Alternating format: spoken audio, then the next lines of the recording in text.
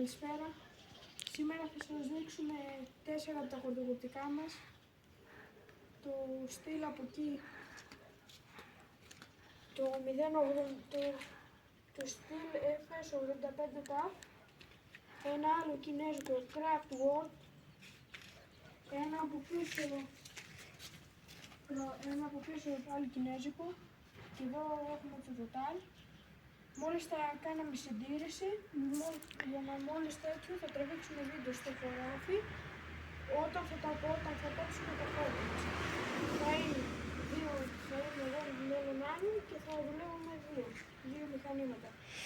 Λοιπόν, τώρα έχουμε ένα που τώρα το φτιάχνουμε εμείς. Κάναμε ανακατασκευή στη μηχανή, ήθελε πιστόνι. Έχουμε δύο που τα έχω αγοράσει. Αυτό το στυλ δεν θυμάμαι που το είχα βρει. Το έχω βρει εδώ και πολύ καιρό.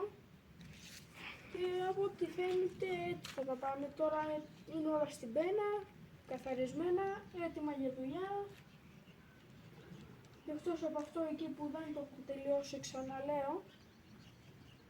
Κατά τα άλλα είναι όλα έτοιμα για δουλειά. Όλα με βενζίνες γεμάτα, καθαρισμένα καρμπουρατέρ. Αυτό ήταν. Ευχαριστούμε πολύ.